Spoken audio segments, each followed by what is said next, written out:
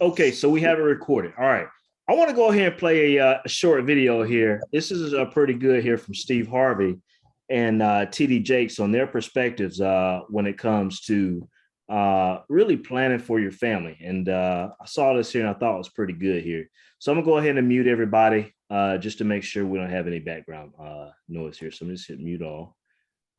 Okay. All right. So let me just go ahead here and share my screen before we actually go into our session tonight. This is a very good video here on Steve Harvey here. So hold on one sec here. Let me share my screen.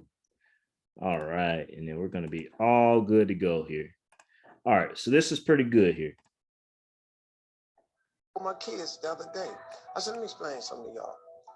If something happened to me and mama, I want you all to understand, y'all gonna be around the casket crying because I'm not leaving you everything. I'm just not.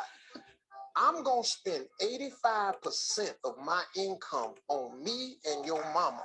You're right. Yeah. Right. I'm gonna leave about 5-10%. That's it. The rest of the money, me and your mama going somewhere. Dad, we can't go on vacation. No, I want to be just with your mother. It is not what you leave to them that makes them great. It's what you leave in them. If you leave more to them than you leave in them, they will run through everything you left to them. Yeah. But if you leave enough in them, you don't have to leave so much to them because they can go out there and make their own way in life. Cool. I'm glad you said that. Because now they ain't getting nothing. My kids the other day, I said, let me explain something to y'all. If something happened to me and mama, I want you all to understand, y'all gonna be around the casket crying because I'm not leaving you everything. I'm just not. I'm gonna spend 85% of.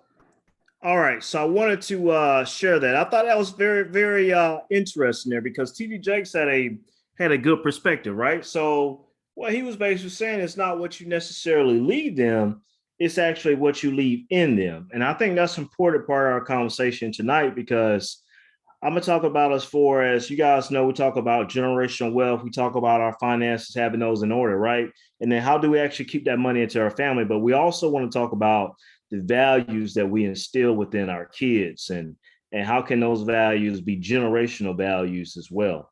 All right. So let me just get in here and go right to it here, right? So I want to share this here, right? So the reason why we look at generational wealth building, right? In our particular case, this is why it's important for us, right?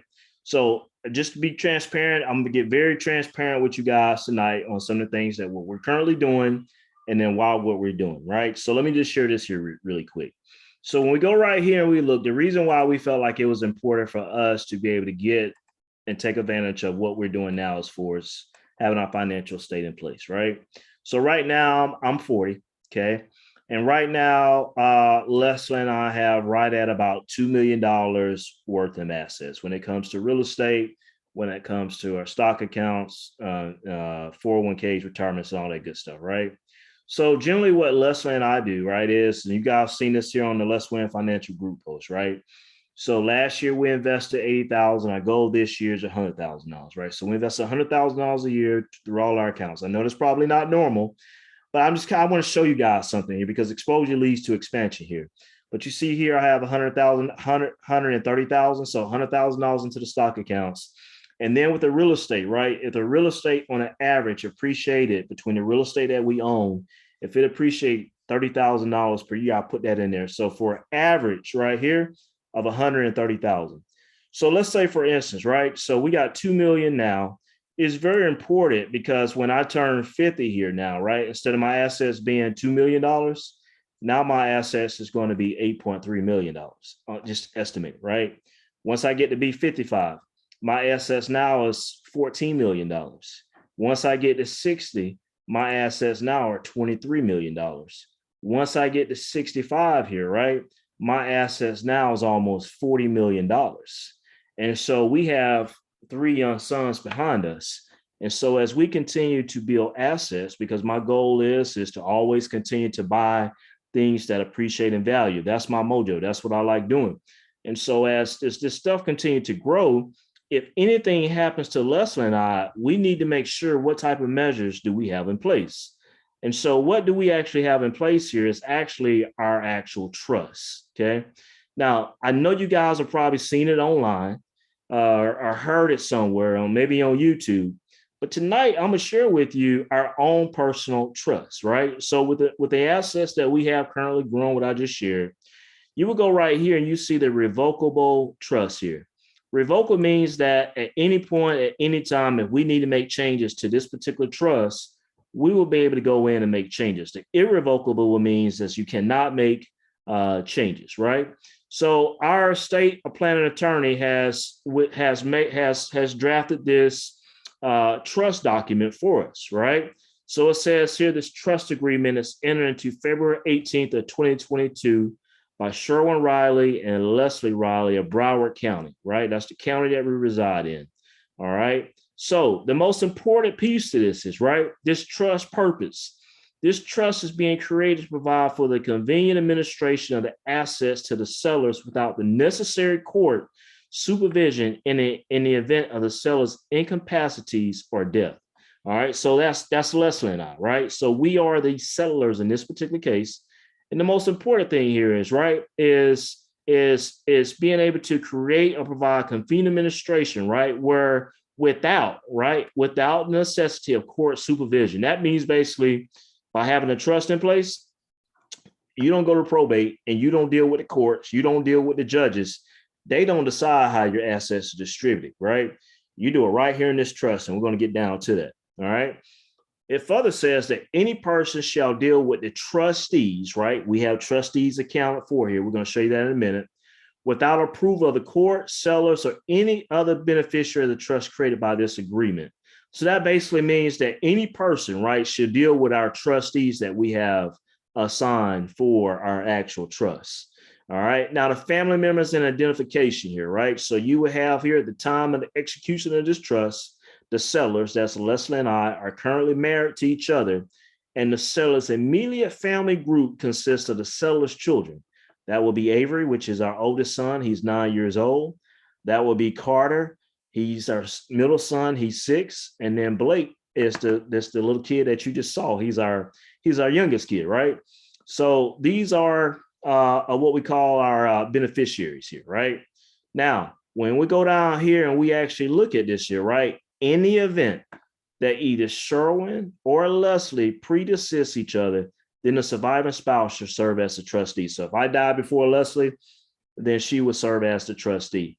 But in the event if both of us die, what we have done here is, right, this is very important right here.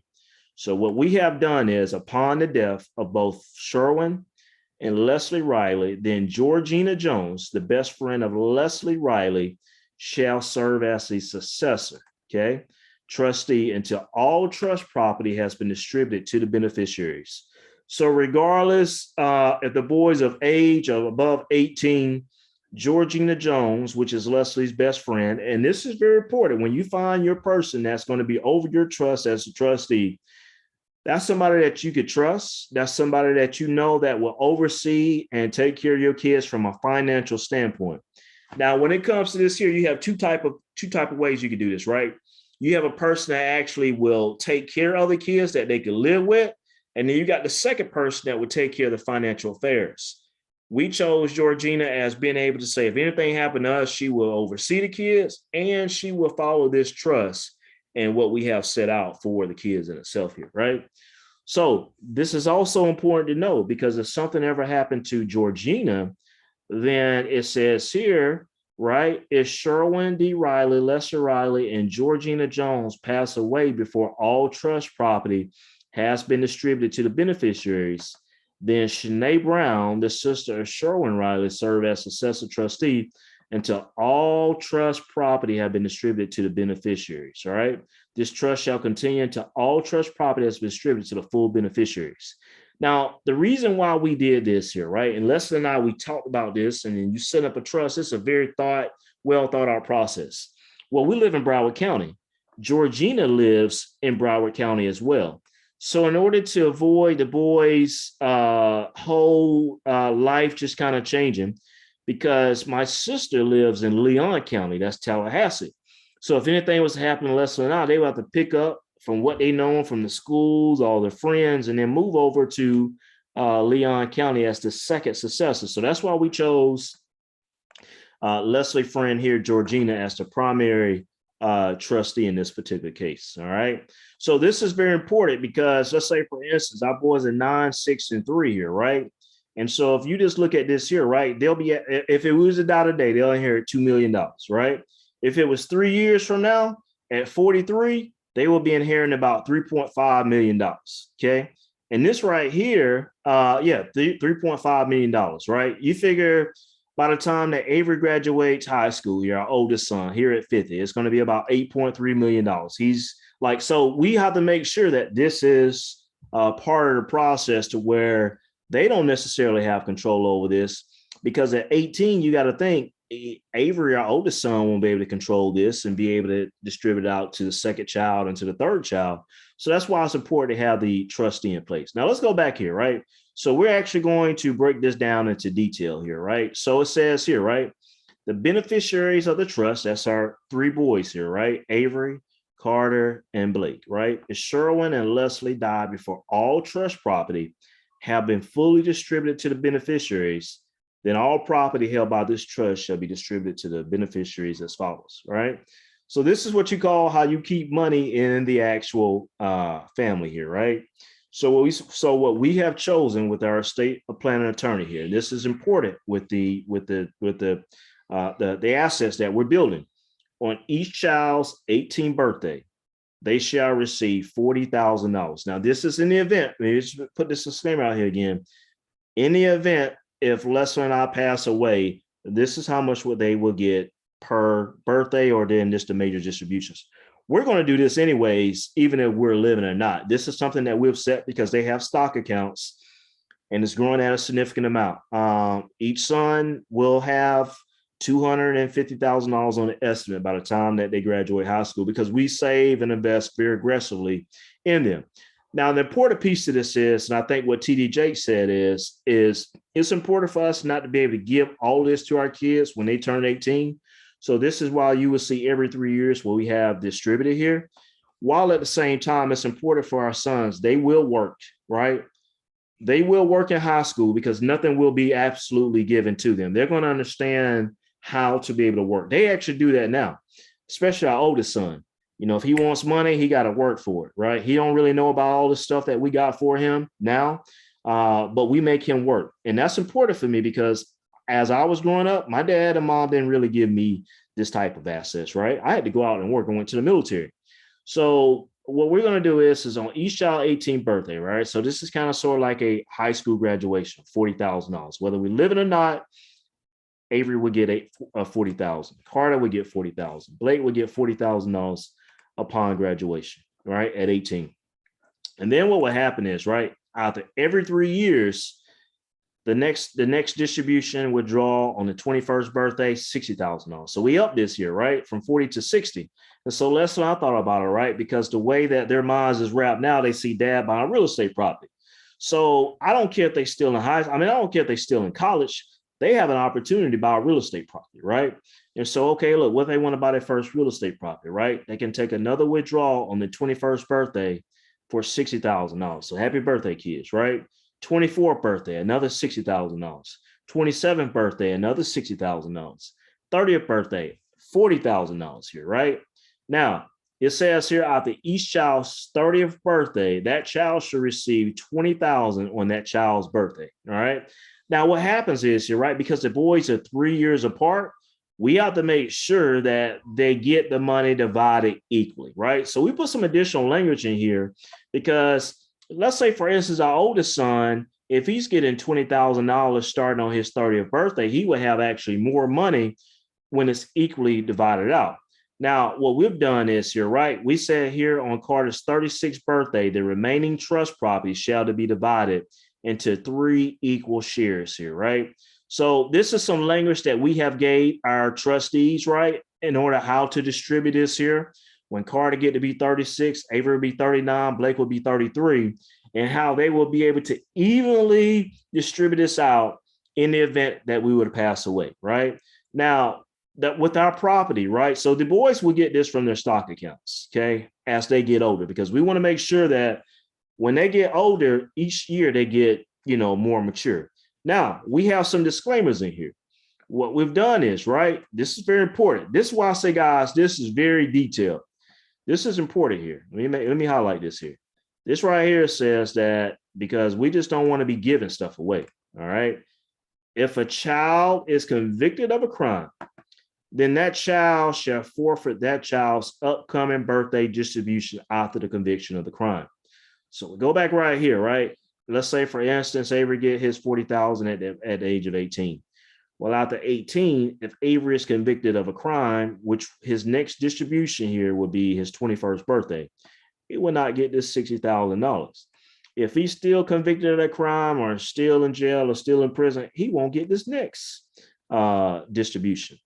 Now, what we have here also, right, should the trustee determine in his or her opinion that any of the beneficiaries are under the influence of drugs or alcohol abuse, then the trustee can use his or her discretion to postpone any of the distribution for the beneficiary until said beneficiary is sober and stable. This is why it's important why you trust your trustee. This is where you want to find a person that really knows your family, that you can really trust to be able to handle these affairs for your family. Now, of course, this is an event if something happens to us upon our death.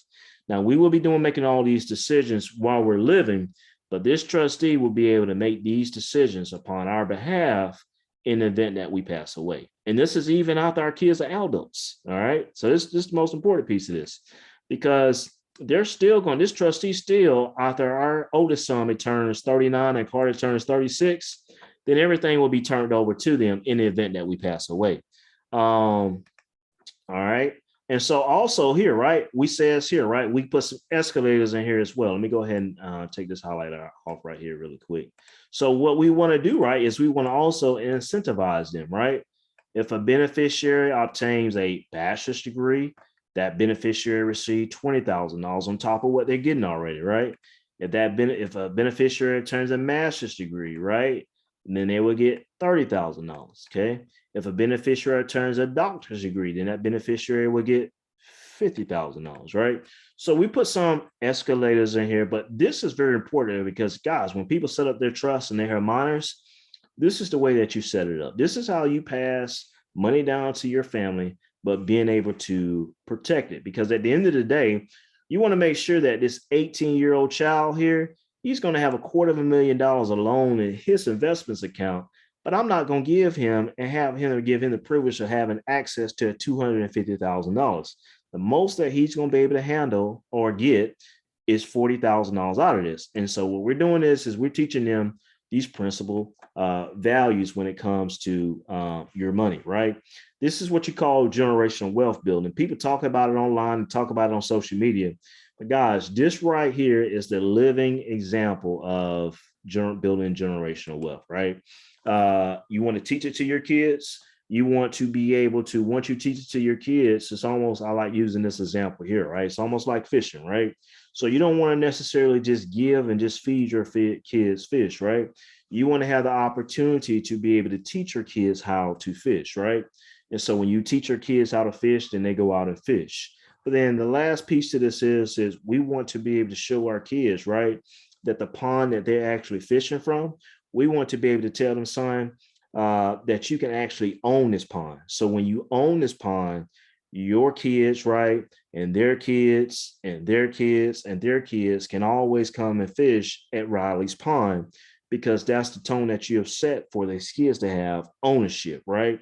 And so for us, right, that's the most important piece is what we like to teach in Let's Win Financial Community is ownership. And that's what's wrong with the African-American community these days is we never own anything. And so what we want to do is we want to actually buy things that will be able to outlive us and be able to pass down from generation to generation.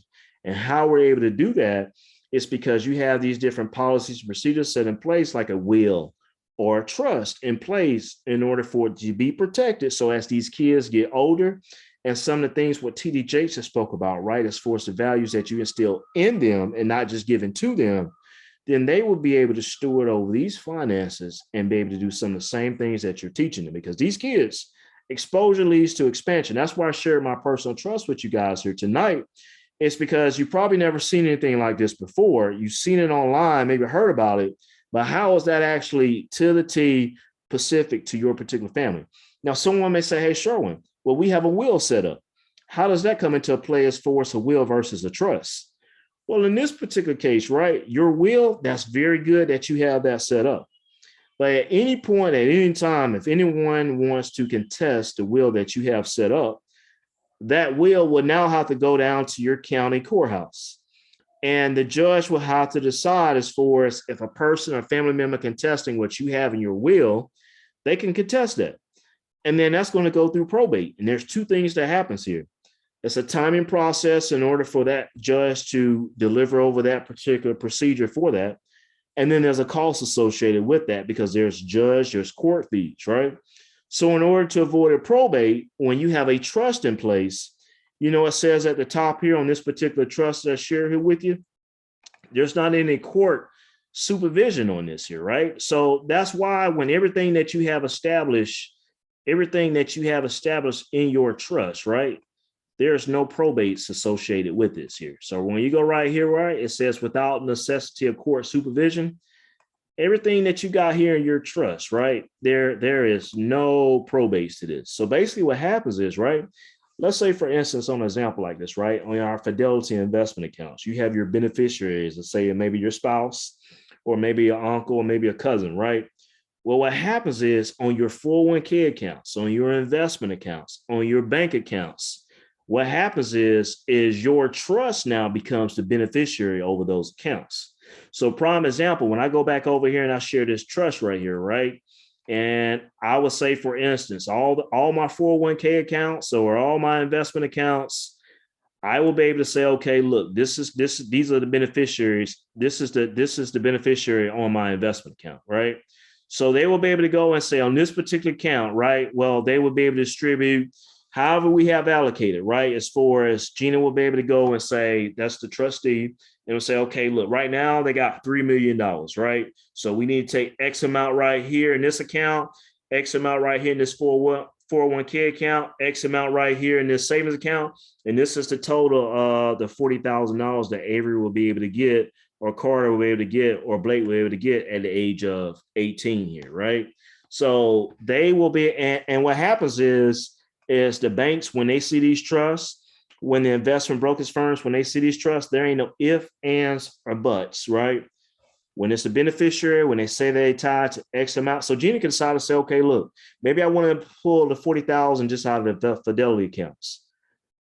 And that trust, that's what they have to follow to the T as far as the investment brokers firms. Once they actually see this trust, once they actually see it's notarized, it's an automatic process. All right. So this is very important for us to be able to say the difference between the will and the trust. Now, I want to pause here because I'm getting ready to share some more information here on some other things that we can actually do as well. But based off some of the information I've shared at this particular point, do we have any particular questions so far? And I know this is all new to people, so this is why I'm sharing this with you. Any questions so far? Okay. So we're going to get into, and I want discussion on this, guys. So I thought we're going to get into some discussions here, right? So when we go right here, here's some steps that we could do now, right? So we want to go right here and we want to do the estate planning, right? So here's some steps that we could do right now. All right. The first thing, right, is we want to make sure all bank accounts have direct beneficiaries. The beneficiary need only go to the bank with your death certificate and an ID of their own. So right now, right, you got to look at your bank account, your savings account, your checking account. Ask yourself, do you have a beneficiary tied to that account? If you don't, you need to be able to go log on to your account and add a beneficiary, or go down to your local bank, wherever you got it at, and sign a beneficiary form. Oftentimes, guys, we sign accounts up online, we get the money going there, and we don't even think about if we got a beneficiary. And this is important because, my estate planning attorney was telling me the other day, hey, look, Sherwin, so a lady, husband died. He had $120,000 in his account and it was no beneficiary on the account. So she had to go hire him, right? Power of attorney to be able to get access to the account. That costs money, where you could have filled out a form that could have took you less than 10 minutes to fill out a form to put a beneficiary on your bank account. Anyone on this line here tonight? Do you not have a beneficiary tied to your account? Anybody? I guess everybody do. All right. So let's go to the second one here, right? Transfer of death, right? Transfer on death of deed. If you own a home, right, you want to complete this document, fill it out. County saves it to your county. It will save your heirs thousands of dollars, right? This document allows you to transfer ownership of your home to your designee, right? So in Florida, what they call this here is a ladybird deed, all right? So a ladybird deed, what this does is, and this is what we have as well as far as with our kids, right? As far as being able to inherit the particular properties, right? Is to be able to say, hey, look, we have this property. Here's how it's going to be distributed to all three of the kids in itself.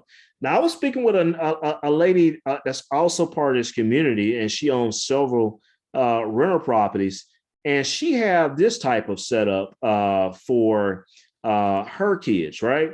And so let me just go ahead and share this here with you really quick. And I thought this was pretty interesting. I didn't know about this until the other day. Let me see here. There is, did I save it? I tried to save it in my favorites here. It's like a deed. I forget the exact name of it. Let me see here. Do I have it?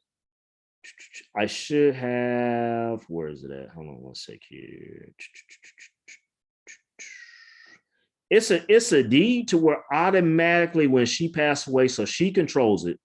But automatically when she passes away, it automatically is distributed to her kids. Golly, I thought I saved it, but I guess I did not here. I wanted to share this here with you because it was pretty good. That way she don't necessarily have to have a trust in particular, right? Because it's actually the properties automatically go to her kids, but I'll have to find that there and share that back with you guys. All right. So right here, transfer of death, right? All right. Transfer, the deeds to the home. Sherwin, is it a life estate? It's the life estate. Who is that? Mike. Mike, you're right. Life estate. That's what it is. Mike, you want to talk a little bit more about that? Essentially, what you have with the ladybird deed is the life estate. Mm-hmm. But what it is you can commit waste. Basically, you can do whatever you want with the property. With the ladybird deed, it's specific to a few states. But the life estate is basically once she passes, it just goes straight to her heirs or whoever she designates. Mike, you are directly on it. Now, Mike is and I don't want to put your name out there like that, Mike, but Mike is an attorney. So Mike is well aware on that. So if you guys go and Google life estate now, and Mike, and so as I was doing the research on this, right, and for 2020 is only recognized in about 5 different states, and Florida is one of those states where you can't have a life estate deed set up. So if you want to pass on things to the kids, that might be something that you want to set up if you're a resident here in the state of Florida. All right, thanks, Mike, for that input, adding to that. All right. Does anybody else have any questions on that life estate deed, what Mike was talking about, or anything that we've discussed so far? Okay, so we're going to go over here to our, let me see here. So let's go on here to the next item here on the list here, right? So I kind of want to go ahead and just drop these down here so you guys don't read ahead here, right? All right, so the next thing we want to talk about here is the actual living will. So if you have a trust, right, and our trust, our attorney, estate planning attorney, also has a living will part of this as well, right? So what a living will does is, right, allows one to put in writing exactly what you want done in the event you cannot speak for yourself when it comes to, say, healthcare decisions or any type of decision, right? And so where it's really important, and I guess we're going to talk about this here in a minute too. I'll give this example in a minute.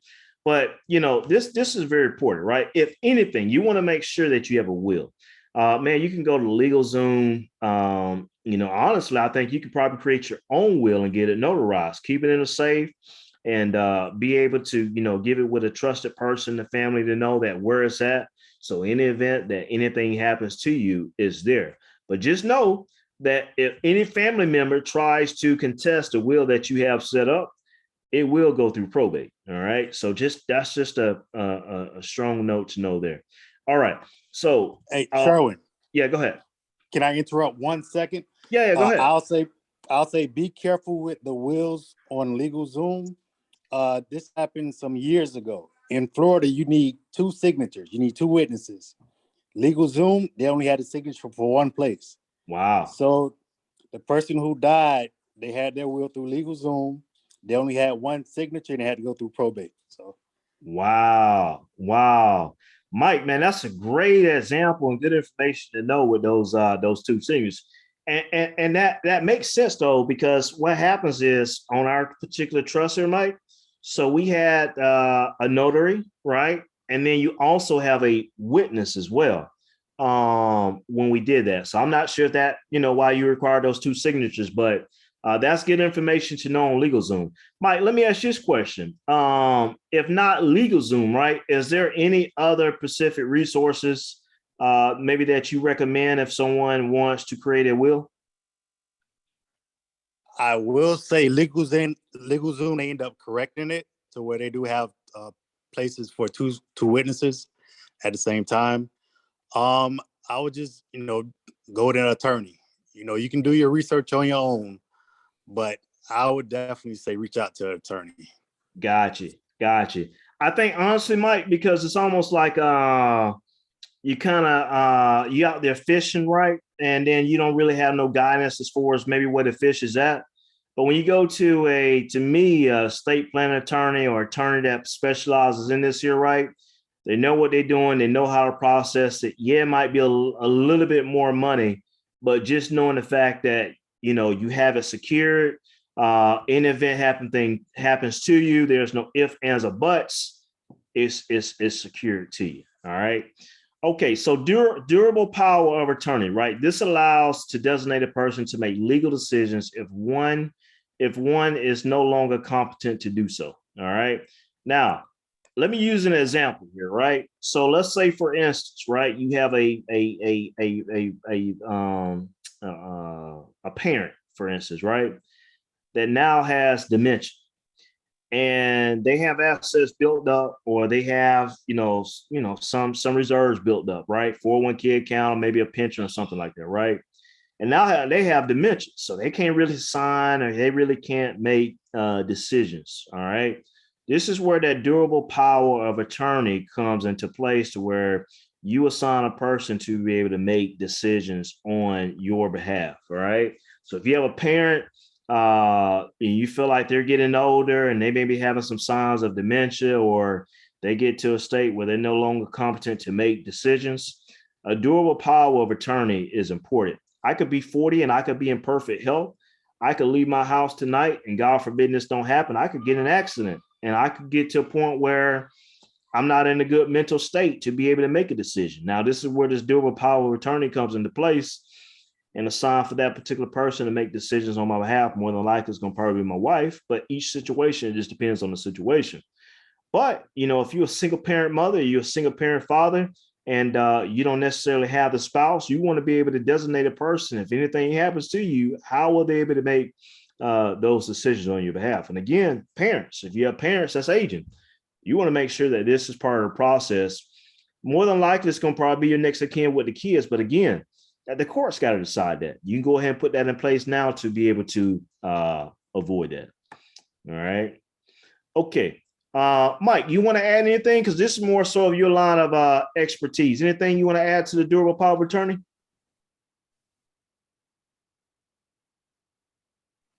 Nah, nothing to add, Sherwin.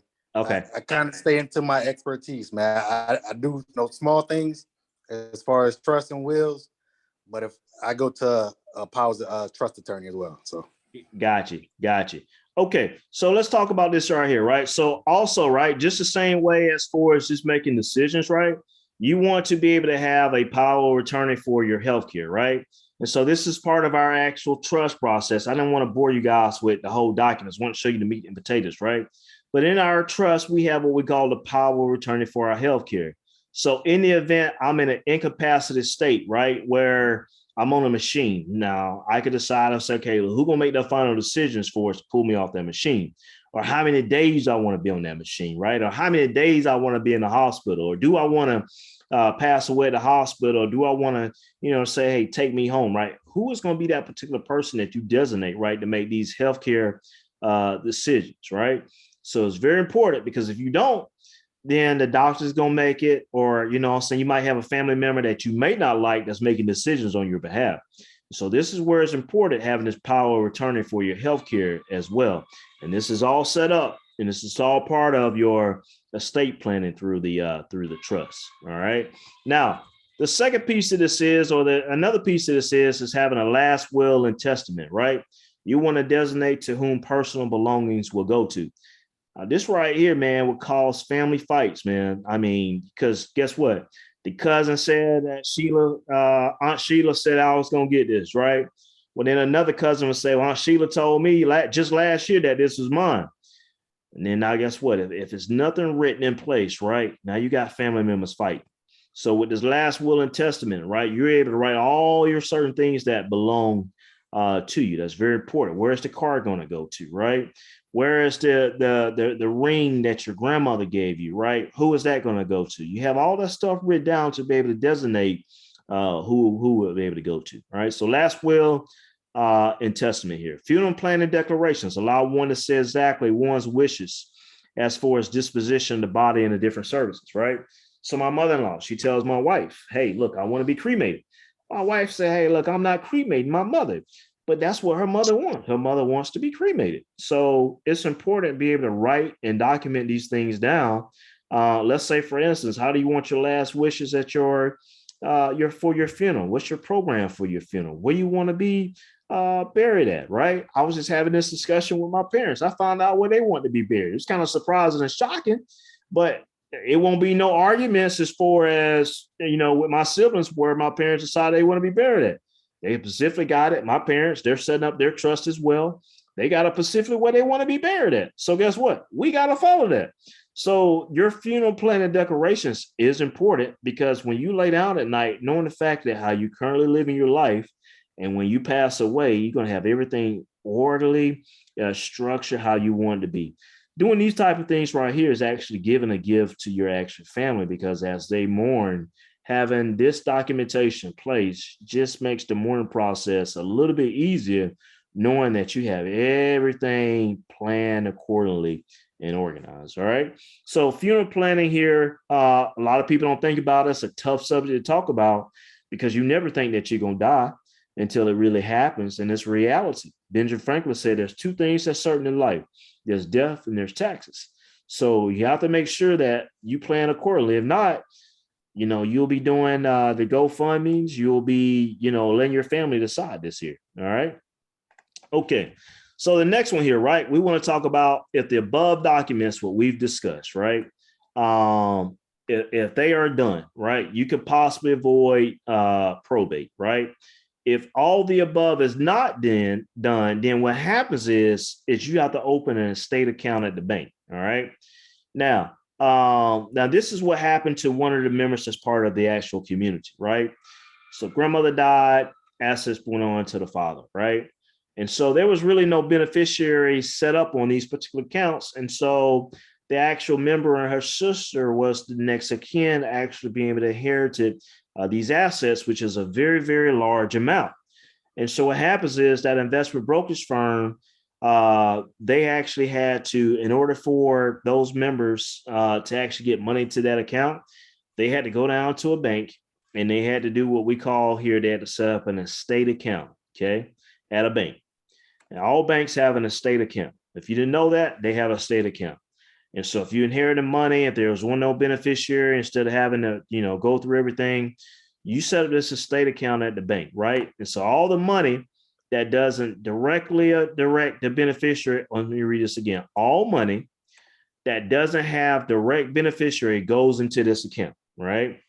You have to have an attorney to open the estate account. And the attorney also has, and this is key, the attorney also has to publicize your passing in the paper. So why would they do that, right? So they will do that in the event if there's anyone feel that they have entitlement to these particular assets, right? They can't say that they didn't put a notice out, right? So they publicize this in the paper, all right, to allow anyone to make a claim on your property. It's a pain because if they do and they see it, and now this money here is in a state account, and you got other. This is what's going on with Prince right about now. Can you imagine Prince? He didn't have an estate plan. He didn't have a trust. He didn't have nothing set up, right? And so it's just a mess because Prince don't died years now, and they still are fighting over his estate. So he got an account, and this is what they're doing. All the family members, this is what happens when you get rich and you get famous. Then you got more family members that you thought you had, and everybody want to claim to this, right? And this just get painful. All right. So this is important. If you're inheriting something and it doesn't have direct beneficiaries to it, then you set up an estate account, or the attorney set up a estate account, and you fight this here. Again, this is why it's important that we go to our banks and we set the beneficiaries on there and have beneficiaries on all accounts, whether it's your 401k account, any asset that you own. You want to make sure that beneficiaries are tied to this here. All right. So the next thing here, right, you want to make a list of all your bank accounts, right? My mom did this here for her and dad, right? So they do a very good job. I got to commend my parents, man. They hear me talk about finance all the time, but this is what they did, right? They set up a bank account and account numbers, all the investment institutions where mom and dad currently have. Now, they don't quite have this here yet. This probably more so mom need to do this than dad, because you guys know the story of my mom and dad. Dad is the saver, mom is the one that likes shopping, right? So list all your credit cards, utility accounts, right? Leave clear instructions as to how and when these things are paid. And make sure heirs, right, which is your kids, right, know where life insurance policy is located. This is very important, because the first thing that happens when you pass away, in order for a funeral home to be able to receive the body, they want to know, hey, look, how are you going to pay for this, right? And you want to be able to identify if the member that deceased had a life insurance policy or not. Matter of fact, this just happened kind of like recently with them. I won't go into specifics, but like a family, right, where a guy was a landlord, right? And the guy that, was living in his particular place died. And so his family wanted to get into the particular property to be able to say, okay, look, we need to see if he had life insurance to be able to tell the funeral home that he has life insurance. So this is important to be able to say, list all your bank accounts, have a specific place in your house where all this right here can be located. And then that way, it just makes things a lot easier when you do pass away, because it'll be organized and you'll see someone that actually has access to this. All right. Any questions so far, guys, on any of the things that we've discussed? I know I've been talking a lot here, but I want to make sure. Do we have any questions so far?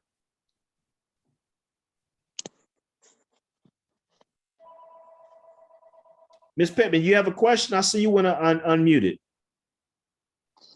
Yeah, can you hear me, Sherman? I can. All right, the only question I got, if you actually got your will, your children are grown and you've already made the statement, everything is 50-50 and they are aware of it and you've already agreed, what's the advantage of moving to a revocable trust over one of those wills? Yes. So I would say in this particular case, and congratulations to you for having those affairs in place, right? So let's say, for instance, right, maybe do you have any siblings that's still living? 2. Okay, so let's say, for instance, right, so you got kids, but then you got some siblings that's living as well. Let's say, for instance, maybe some of your siblings want to go and contest some of the assets that you may have held, right? Let's say, for instance, you could have a brother or sister say, well, Eugene told me that he was going to give me this here, right? But I see that it's actually going to his particular child. So I want to contest this, right? So what happens is if he decides or she decides to contest that, then it will have to go to probate, and then the judge will have to decide that. More than likely, it will go to the next of kin, to the kids in itself. But to be able to avoid that, right, of any family member being able to be contested. And I would just say here too, Mr. Pittman, right? Oftentimes you think you really know your family, But sometimes family members, when other members pass away and there's money involved, man, sometimes you see the different things on a person that you thought that you knew. It just totally turns out different. Like I said, I worked in a funeral home and I've seen some draw like arguments. And so it's important to if you wanted to have further protection to avoid that, that's where that trust actually comes into place to be able to negate that. So that would be the major difference in your particular case as far as having that will. If no one can test it, there's no issues. But if anyone decides to contest it, then there's an issue at hand. Okay. Yes, sir. That's All a good right, question, thank though. you. Yes, sir. Does anybody else have any questions thus far? Some of the things that we've discussed? Okay. There's about a couple more things here, and then we're going to be done. Matter of fact, it's just two here, right? So right here, right, it says make 100% sure, right, someone knows your Apple ID, your bank ID, logins, and passwords, right? Now, let me just say this here really quick, right? My mom had this in the binder with all this, right? So let me just say this here, right? I'm gonna give you guys a prime example. About 2 years ago, I was getting my haircut, and my wife called me, and she called me frantic, and she said, Bruce having arrest, Bruce having arrest, which is a good friend of ours from church. And so I'm like, what in the world is going on? I thought maybe he was getting arrested, right? At a courthouse or downtown, getting ready to go to jail. But this was Bruce having a heart attack. And Bruce, as you know, I left to get my hair cut, and it was in Kendall down in Miami. I was in Fort Lauderdale. So I went, got Leslie, we got the kids, and we drove down to the hospital. And the wife was calling Leslie, giving Leslie all the details, how they was trying to resuscitate him. And by the time that we got to the hospital, Leslie, Bruce's wife, had called Leslie and told him that he was gone. And we've been knowing this family here for about 5 months. Now, 2 months before that, before this year, the wife was in the hospital, and Bruce stayed overnight with the wife, and they had 2 boys, and the 2 boys stayed at our house. All right.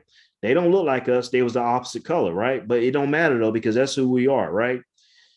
But when we got to the hospital, they became good friends because they was part of our life group at church. All right. And we have a young married couples group I was telling you guys about on my personal More About Me on the Let's Win Financial group. But Bruce passed away. And here's the thing with Bruce and how their dynamics of their finances was set up. He had an iPhone and he had a lock on it. And the wife didn't have the passcode. So in order to contact his job, in order to get information on his life insurance, she couldn't access any of that until there was a death certificate in place. And because of his passing, you know, they wanted to go and get I can't think of it. When you pass and you want to, you know, split the body open, can't think of it right about now, autopsy. But you can't, you don't get that death certificate till you determine how that particular person died. So weeks went by without her being able to access any of the bank accounts because he controlled all the bank accounts. The Apple ID, Apple wouldn't unlock that phone without a death certificate. Calling his job, that was even difficult, right? Because he controlled all the assets, all the bank accounts. And oftentimes this is in many relationships where spouses are just not part of the finances.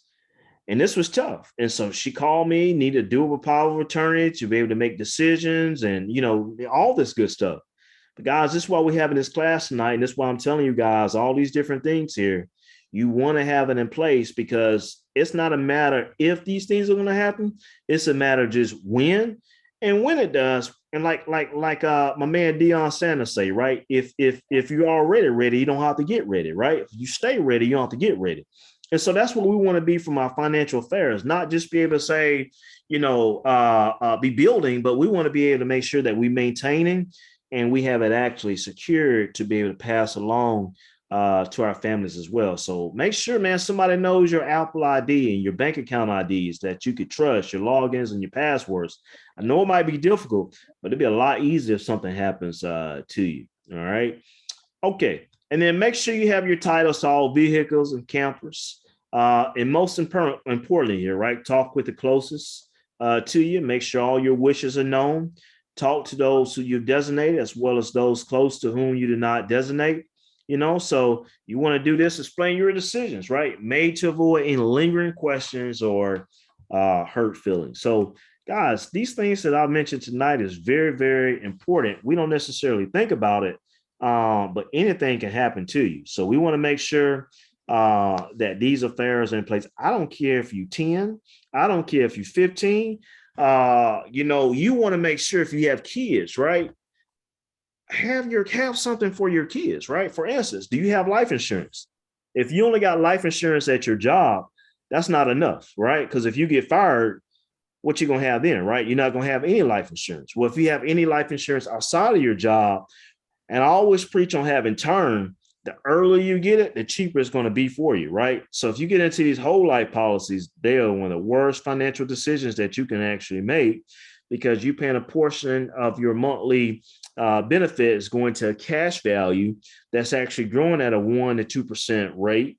And if you ever want to take money out of cash value, then you got to pay interest on that money just to take the money out, right? So would you go to your local bank account in your savings account and take money out and pay interest on your money? Absolutely not, right?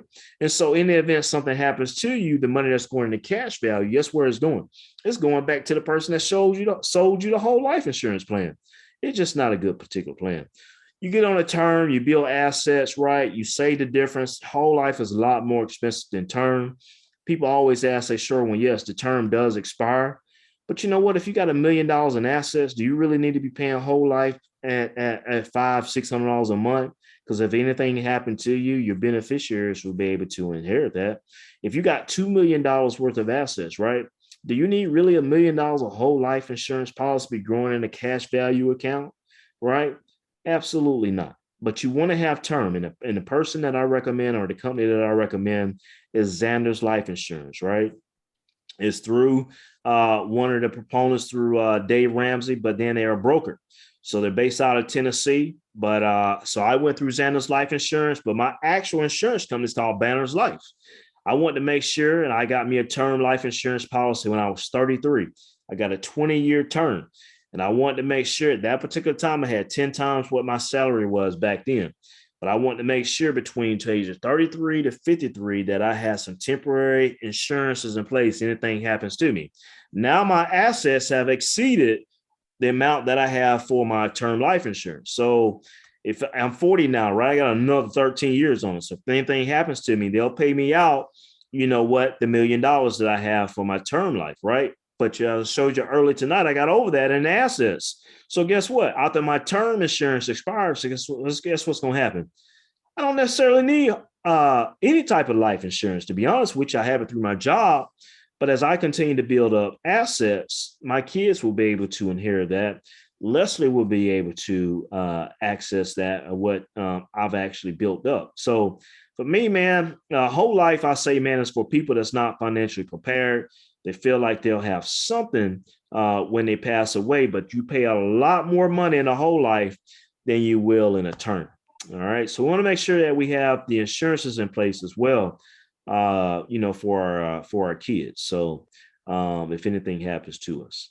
Okay. So this has been good. I want to open it up, see if we got any questions. I'm gonna also check Facebook as well to see if there's any questions on the Facebook. I don't see any questions here on Facebook. But do we have any final questions before we close out tonight? There's been a lot of information been sharing here.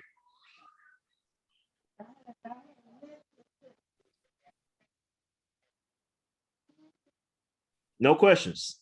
Okay. All right. Well, thank you guys for joining in. This was our class that was scheduled for Wednesday night. Again, I just got too consumed as a single parent father these days with less than tax season, working late. And so we just had to reschedule up until tonight. So we'll be back on Wednesday night class for another financial class that we'll be bringing here to you. And so we definitely look forward to that. And Raft, I see you unmuted. Did you have any particular questions? Yeah, as far as the kids, well, we have grown daughters. Should we set an age for them, or the age they are now to leave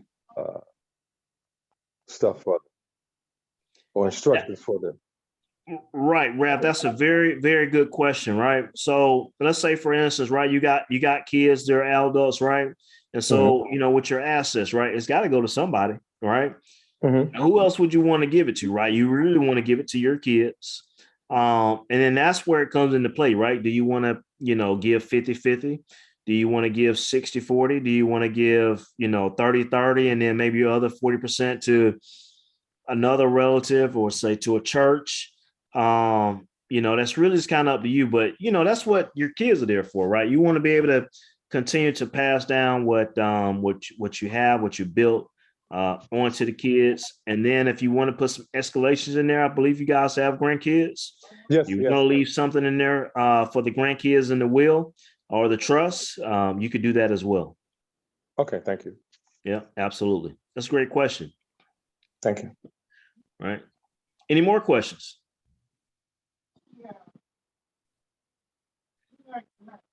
Okay. All right, guys. I hope you guys continue to have a great night, and hope you have a great start to the week. And we'll be seeing you guys Wednesday night. All right. As always, be well, be blessed, and let's continue to win. All right, guys. Have a great night. Thank you. Good night.